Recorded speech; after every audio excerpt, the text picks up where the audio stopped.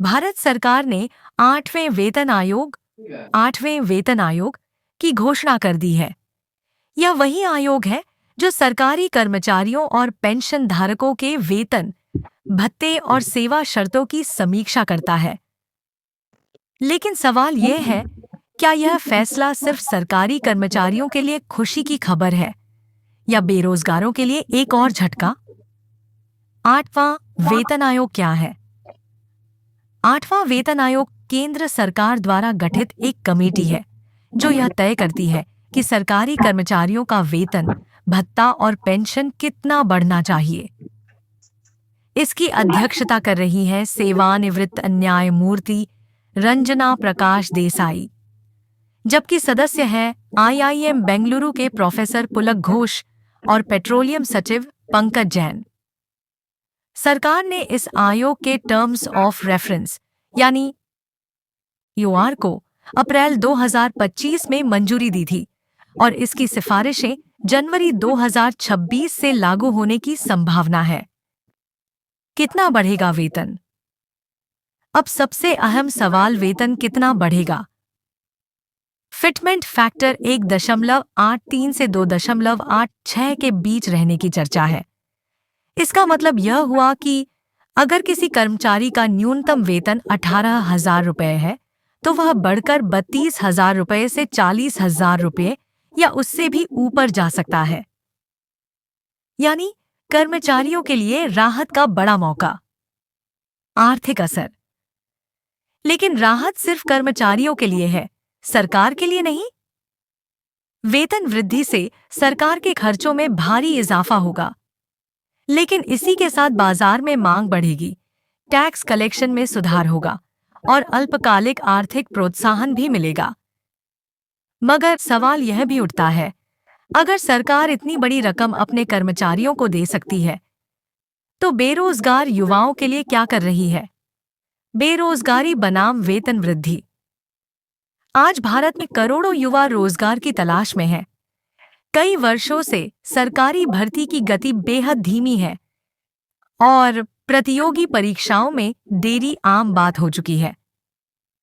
अगर सरकार अपने मौजूदा कर्मचारियों को इतना अच्छा वेतन और भत्ते दे सकती है, तो सवाल उठता है, नई नौकरियां क्यों नहीं दे सकती? हर साल लाखों युवा यूपीएससी, एसएससी, रेलवे और राज्य सेवाओं की परीक्षा देते हैं, लेकिन चयनित पदों की संख्या घटती जा रही है। सरकार कहती है कि डिजिटल इंडिया, आत्मनिर्भर भारत और स्टार्टअप इंडिया नौकरियां पैदा कर रहे हैं, लेकिन जमीनी हकीकत ये है कि सरकारी सुरक्षा वाला रोजगार अब एक सपना बनता जा रहा है।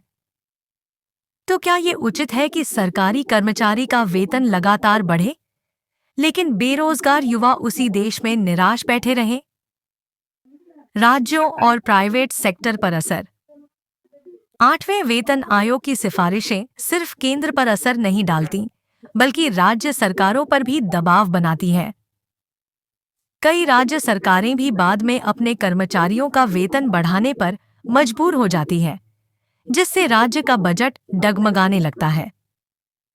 वहीं प्राइवेट सेक्टर में सरकारी वेतन बढ़ने के बाद पे पैरिटी की बहस शुरू हो जाती है, लेकिन वास्तविकता ये है कि अधिकांश निजी कर्मचारियों की सैलरी स्थिर रहती है।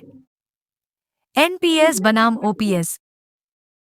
आठवां वेतन आयोग पेंशन प्रणाली की समीक्षा भी करेगा। पुरानी पेंशन योजना ओपीएस बनाम नई पेंशन योजना एनपीएस। कई राज्य ओपीएस को वापस ला चुके हैं, लेकिन केंद्र सरकार एनपीएस को ही टिकाऊ मानती है। अब यह आयोग तय करेगा कि लंबी अवधि में देश की आर्थिक स्थिरता के लिए कौन सा मॉडल सही रहेगा। इतिहास और पैटर्न। भारत में पहला वेतन आयोग 1946 में गठित हुआ था। हर आयोग के बाद वेतन बढ़ा, जीवन स्तर सुधरा, पर सरकार का खर्च भी बढ़ा। सातवां वेतन आयोग 2016 में लागू हुआ था और अब आठवां आयोग 2026 में लागू होगा। भविष्य की दिशा। अब सवाल है, क्या वेतन आयोग के साथ साथ रोजगार आयोग भी नहीं होना चाहिए? सरकार अगर अपने कर्मचारियों को बेहतर जीवन दे रही है, तो नए युवाओं के लिए अवसर क्यों नहीं खोल रही? क्यों हर बार वेतन आयोग की खबर खुशी लाती है, सिर्फ उन लोगों के लिए जो पहले से नौकरी में है? क्यों बेरोजगारों के लिए कोई ठोस कदम नहीं उठाया जा रहा? आठवां वेतन आयोग देश की प्रशासनिक व्यवस्था के लिए जरूरी है, लेकिन बेरोजगारी की समस्या को नजरअंदाज करना देश के भविष्य के साथ खिलवाड़ है। सरकार को वेतन आयोग के साथ साथ रोजगार आयोग पर भी ध्यान देना होगा, क्योंकि देश सिर्फ कर्मचारियों से नहीं चलता, बल्कि उन युवाओं से भी जो नौकरी पाने का सपना देख रहे हैं। कर्मचारियों के लिए यह खुशी की बात है, लेकिन देश के बेरोजगार युवाओं के लिए यह एक सोचने का विषय है। आपका क्या मानना है? क्या आठवां वेतन आयोग भारत की अर्थव्यवस्था को मजबूत बनाएगा या यह बेरोजगारी की समस्या को और गहरा करेगा? कमेंट में अपनी राय जरूर बताइए। धन्यवाद। आप देख रहे हैं जहां हम देश, समाज और अर्थव्यवस्था की सच्ची बातें सरल भाषा में समझाते हैं।